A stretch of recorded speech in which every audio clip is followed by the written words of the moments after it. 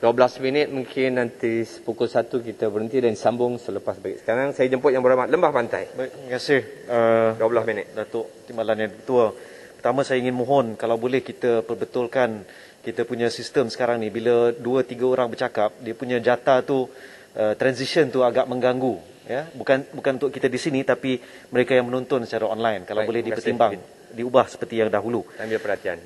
Saya ingin mulakan dengan membangkit satu perkara yang rata-rata ramai mungkin merasakan sangat terkesan, iaitu harga test kit ujian saringan COVID-19 RTK yang mahal dan juga PCR yang mahal.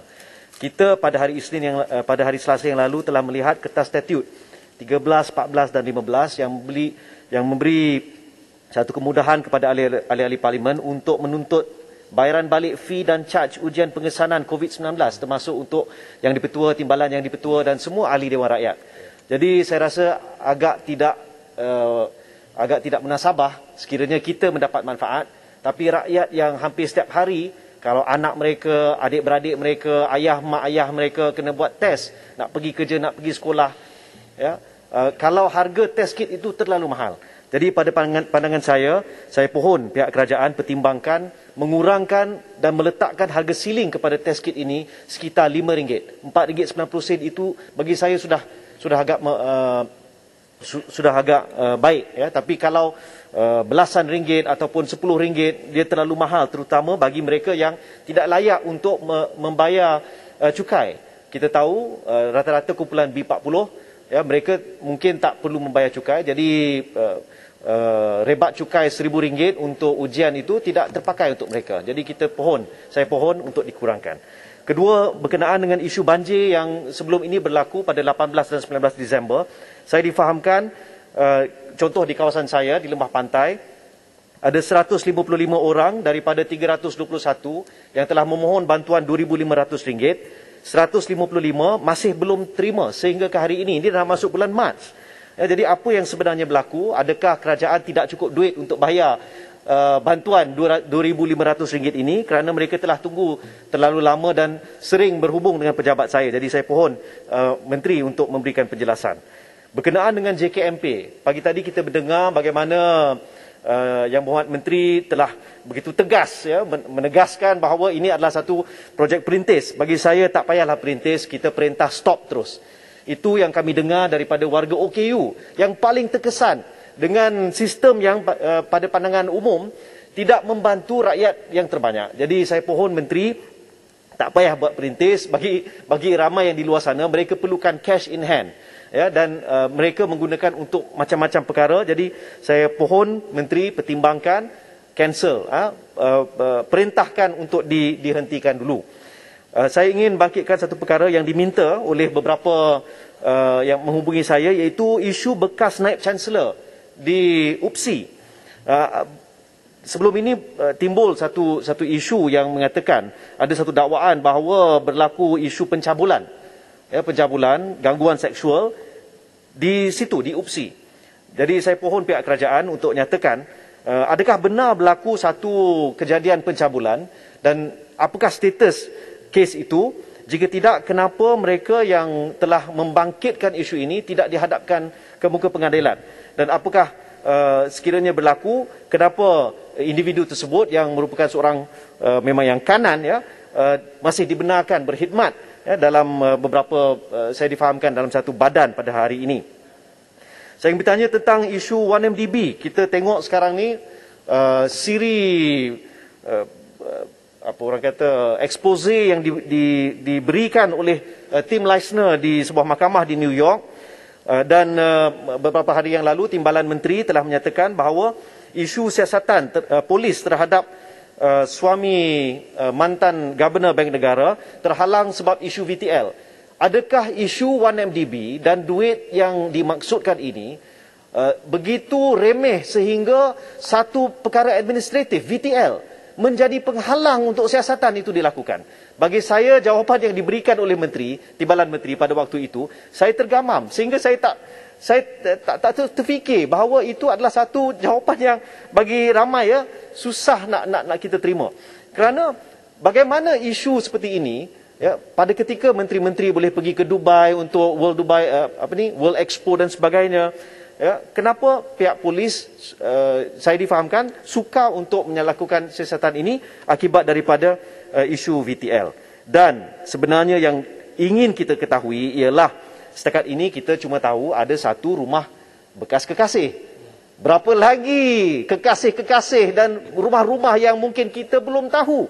Itulah sebabnya kita tegaskan pihak kerajaan mesti melakukan usaha G2G, government to government, dan memohon maklumat yang dipunyai oleh Department of Justice di Amerika Syarikat supaya kita tidak, rakyat Malaysia tidak perlu membaca berita-berita yang mengaibkan ataupun seperti Kota Raja kata, meningkatkan martabat wanita. Jadi saya rasa perkara ini kita perlukan satu komitmen daripada pihak kerajaan untuk kita meleraikan.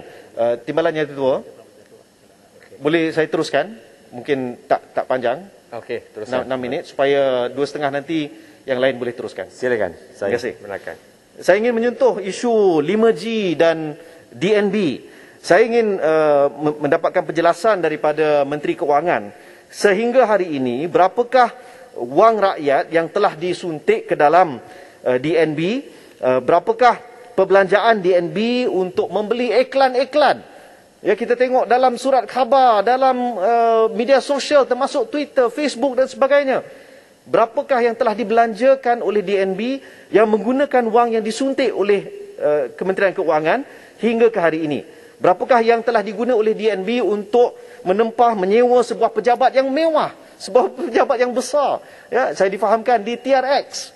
Ya, berapakah juga yang telah dibelanjakan oleh DNB untuk menghantar, saya difahamkan 17 orang pegawai ke Mobile World Conference di Barcelona yang bermula pada 28 hari bulan Februari hinggalah ke hari ini.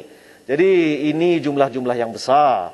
Persoalannya, pada ketika DNB belum memungut apa-apa hasil pun, tapi perbelanjaannya bukan main besar. Dan kita perlu ingat pada lebih kurang semalam, ya, timbul satu berita yang agak bagi saya merisaukan, melibatkan sebuah entiti yang mana DNB ini berkait secara langsung, iaitu Ericsson, ya, yang dikatakan telah, ya, kita tahu mereka telah menandatangani satu perjanjian untuk membeli kelengkapan 5G daripada Ericsson. Tapi berita yang diterbitkan oleh Reuters, ya, dan saya ingin baca jika boleh, ya, dengan izin. Ericsson, which has been at the center of a scandal of possible payments to Islamic State, said US authorities determined it failed to make sufficient disclosures about its activities in Iraq before entering a deferred prosecution agreement in 2019 with the Justice Department to resolve a probe into years of alleged corruption in China, Vietnam and Djibouti. Apa maknanya berita ini? Kalau Ericsson pada saat ini telah timbul satu perkara yang maha besar, kemungkinan berlaku corruption, bukan di Malaysia tapi di banyak operasi yang lain. Saya gesa Dewan Yang Mulia ini mengarahkan agar kontrak dengan Ericsson itu disiasat, diteliti. Dan saya pohon, saya minta, saya gesa pihak SPRM untuk melakukan siasatan penuh. Adakah ada apa-apa elemen rasuah yang terlibat dalam pemberian kontrak tersebut? Ini sangat penting, Tuan Yang Timbalan Yang Dipertua. Kerana kita lihat pada waktu ini timbul satu berita yang merisaukan tentang Ericsson dan cara ia melakukan aktiviti-aktiviti perniagaan. Dan ini juga mengingatkan kita bagaimana sebelum ini dalam isu 1MDB kita ada Goldman Sachs. Dan kita lihat bagaimana what happened there dengan izin, ya. Adakah dengan DNB ini kita nak lihat perkara yang sama, kita nak elak daripada Ericsson menjadi seperti itu. Kita nak elak. Jadi saya pohon, ya, pihak kerajaan untuk meneliti semula kontrak tersebut dan saya gesa jawatankuasa kira-kira wang negara untuk melakukan audit penuh terhadap DNB dan meneliti kontrak dengan Ericsson ini. Saya ingin menyentuh dalam minit-minit terakhir berkenaan dengan memorandum persefahaman di antara kerajaan dan Pakatan Harapan di pihak pembangkang yang telah dalam titah Seri Paduka Baginda Yang di-Pertuan Agong telah Tuanku telah bertitah tentang perkara tersebut. Ini kita lihat telah memberi satu kestabilan kepada perjalanan kerajaan dan juga suasana politik negara kita. Malangnya ia tidak diterjemahkan ke negeri-negeri dan ini menjadi satu keadaan yang amat malang. Kita lihat bagaimana di Johor tidak ada ribut, tidak ada taufan, tidak ada guruh. Tiba-tiba ada pihak yang tekan button. Ada pihak yang merosakkan dan meranapkan sehingga berlaku satu keadaan. Dan kita lihat rakan-rakan kita yang turun berkempen di Johor, ramai yang telah terkesan akibat COVID-19. Ramai kawan-kawan yang di kiri dan kanan saya yang kembali dari Johor positif. Apatah lagi ramai di kalangan para pengundi yang mungkin risau untuk keluar mengundi. Di saat ini bukanlah saat yang terbaik untuk kita lakukan pilihan raya, apatah lagi dengan SOP yang mencengkam dan hanya memenangkan satu pihak. Itu yang kita nak elak. Tapi yang saya nak tegaskan, sekiranya kita boleh kaji MOU ini dan laksanakan di negeri-negeri, apalah salahnya sekiranya ianya dilaksanakan di negeri-negeri seperti di Sabah contohnya, di Kedah dan negeri-negeri yang lain. Bukan setakat janji mulut daripada Ketua Menteri, daripada Premier, daripada Menteri Besar, tapi termaktub sebagai sebuah dokumen seperti yang kita lakukan di Parlimen yang mulia ini. Akhir sekali, berkenaan dengan banyak yang saya sebut tadi, Suruhanjaya Pencegahan Rasuah Malaysia mesti kita reformasi. Dan selaras dengan usaha kita untuk mengangkat satu rang undang-undang, perkhidmatan Parlimen yang menjamin kebebasan Parlimen, sebuah badan seperti SPRM itu mesti diletakkan di bawah jagaan dan seliaan Parlimen. Akhirul kalam, saya ingin menyajikan kita sebelum kita makan tengah hari, dua rangkap pantun. Dari Kampung Kerinci ke Bukit Aman, singgah sebentar di Taman Botani.